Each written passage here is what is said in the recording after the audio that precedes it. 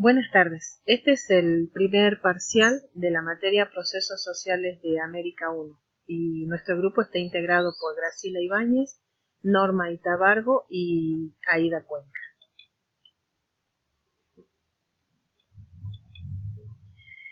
La definición de etnohistoria. Para José Luis Rojas, el autor dice que no existe una sola definición de etnohistoria, sino que son varias definiciones dependiendo de la perspectiva de los diversos autores. Algunos pueden, por ejemplo, dar una definición basado en su propia preparación académica, otros tal vez por el campo de trabajo en donde están desarrollándose o también por sus propios intereses. Entonces, lo que sí podemos ver es que generalmente las definiciones giran sobre dos ejes: las disciplinas de procedencia y el momento de la definición. Y además el autor dice que se trata de una disciplina joven e inquieta. Si tomamos algunas de las definiciones de etnohistoria que nos ofrece este autor, podemos encontrar la primera definición dice que la etnohistoria es la historia de los pueblos ágrafos, realizada a través de los testimonios legados por otros pueblos. Lo que vamos a ver acá es que el énfasis está en el sujeto de análisis y las fuentes. También tenemos que hacer la salvedad que este autor hace una crítica respecto a esto de que solamente se puede tener historias sobre los pueblos que tienen escritura. En realidad, se puede también reconocer que en los pueblos considerados ágrafos hay otras maneras de expresarse que ellos tenían, como por ejemplo los grabados en distintos materiales. Eso era un lenguaje y el hecho que nosotros no lo podamos entender no significa que ellos no tenían lenguaje y que no se podían comunicar de esa manera. En la definición 2 decimos que la etnohistoria tiene la tarea de reconstruir la historia de los pueblos indígenas antes y después de su contacto con Europa, mediante la utilización de fuentes arqueológicas, orales y documentales, junto con el sistema conceptual y los modos de conocimiento de la antropología cultural y social. En este caso, el énfasis está en la teoría antropológica, cuyo objeto de estudio es el otro cultural. Y una tercera definición dice que la etnohistoria es esencialmente el uso de métodos y materiales históricos y etnológicos para obtener conocimiento de la naturaleza y las causas del cambio en una cultura definida por conceptos y categorías etnológicas. En este caso, en esta tercera definición, el énfasis está en el proceso de cambio. Entonces, si tenemos en cuenta todos los elementos enunciados en las anteriores definiciones, tal vez lo que podemos decir es que la etnohistoria es una disciplina joven que ha nacido de una especie de alianza entre la historia y la antropología, pero que ha rebasado los límites de estas dos disciplinas y se ocupa de estudiar los procesos de cambio que han experimentado los pueblos indígenas antes y después de la conquista. Los resultados de sus investigaciones pueden ser aprovechados por los pueblos indígenas actuales a modo de ayudarles a entender su historia y preservar su patrimonio cultural. Bien, yo me voy a hacer referencia a las fuentes indígenas. Frank Salomón la presenta esto como una crónica de lo imposible o una literatura de lo imposible. También hace referencia a este tema como un dilema, ¿no? O una contradicción. Bien, porque es el dilema, se trata del dilema de combinar dos puntos de vista diferentes, ¿no? En cuanto a cómo presentar la historia post-conquista. Bueno, las fuentes indígenas proponen una narrativa diacrónica, ¿no es cierto?, que sea comprensible para los europeos y también fieles a los patrones andinos. Esta divergencia que se presenta es en relación entre lo temporal y lo histórico. Es decir, en cuanto a la visión histórica del tiempo, ¿no?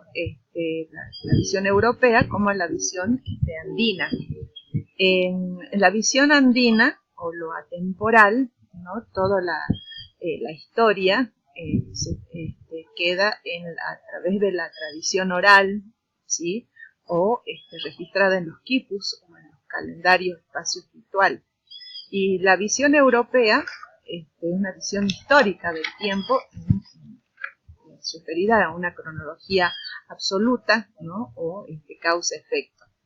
Entonces, ¿cómo presentar esta historia post-conquista?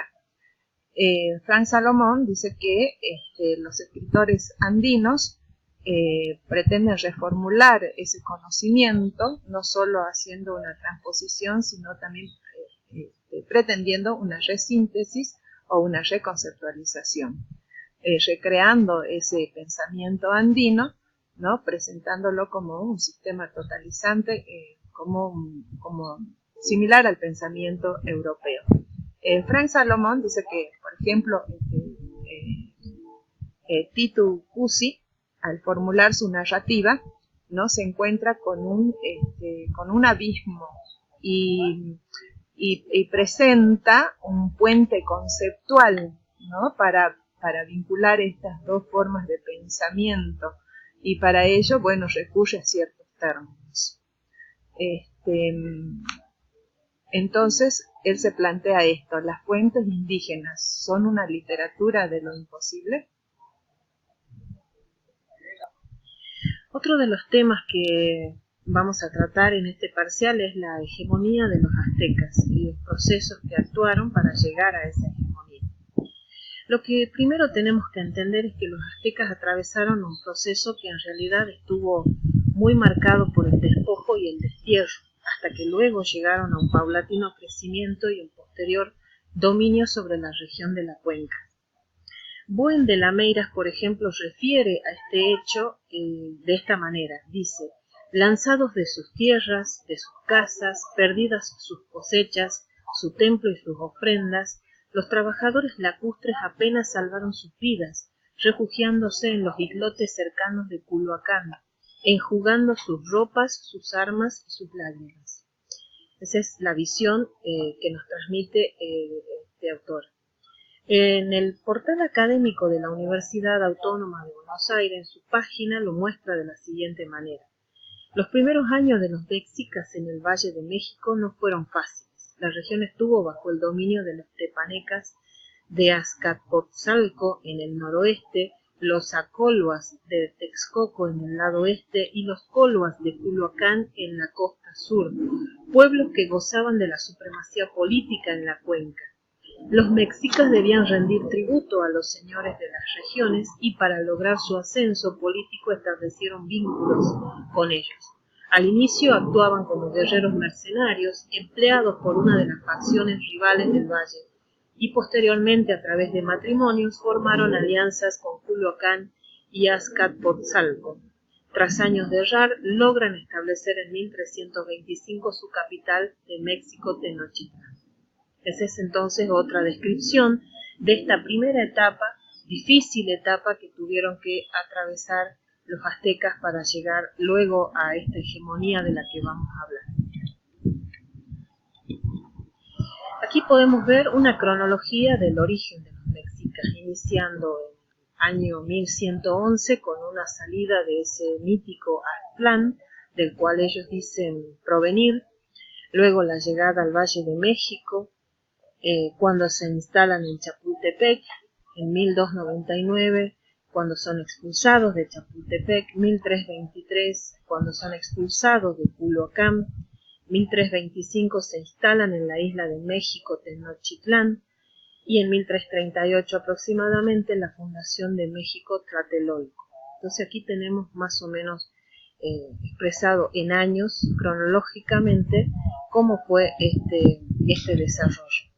Y aquí tenemos también en un mapa este peregrinaje, ¿no? La ruta de peregrinación de los mexicas en el Valle de México. Entonces vemos que tienen su origen en el norte y este es todo el recorrido que hacen y los pueblos que les rodeaban como tepanecas, coloas y acoloas, pueblos que tenían el dominio político y militar en la región y a los cuales ellos, sobre todo a los tepanecas, tuvieron que rendirles tributos.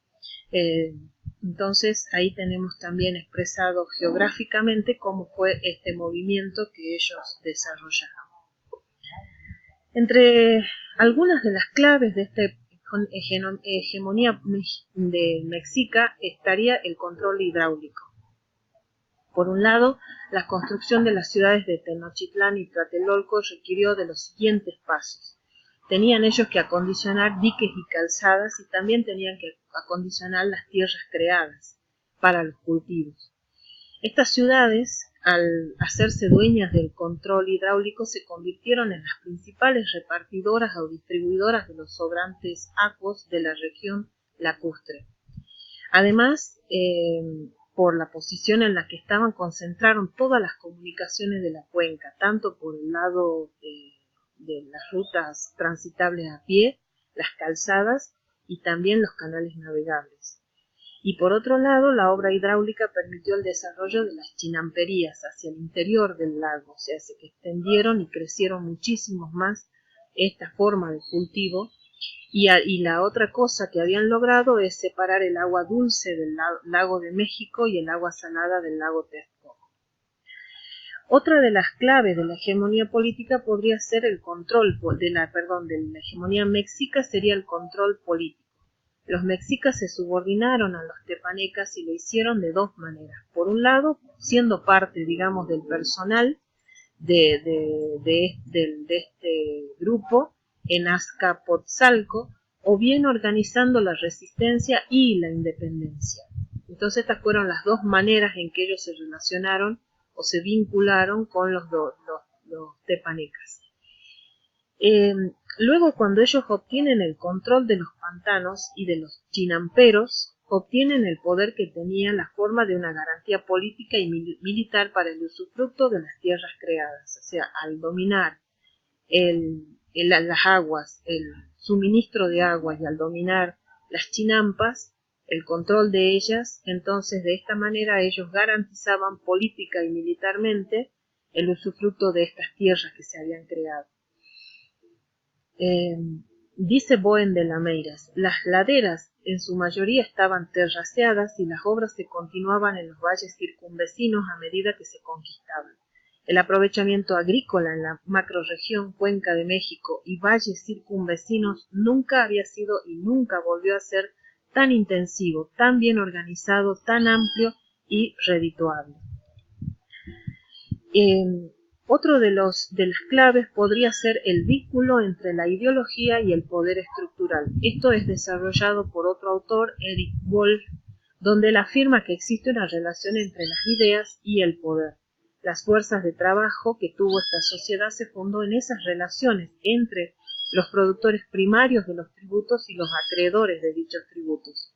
Y esas relaciones dependían, a la vez, de la interpretación del mundo que tenían los mexicas. La ciudad de Tenochtitlán representaba el orden cósmico, y desde esa centralidad de esta ciudad ellos administraban las relaciones de poder respecto a los demás pueblos de la región.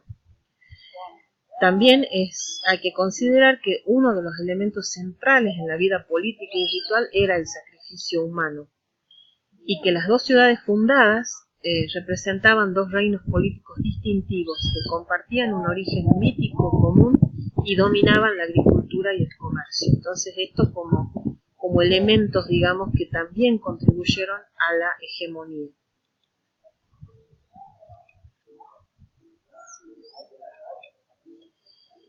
Y por último, otros aspectos que se pueden considerar, dicho esto por otros autores, se puede tener en cuenta las alianzas matrimoniales que también pudieron haber servido para esta hegemonía, el rol que desempeñó la economía y principalmente el comercio, y otros, por ejemplo, destacan el efecto de la guerra, ¿sí? Y también los relatos míticos como el citado acerca de los orígenes y por último la ubicación estratégica de la región.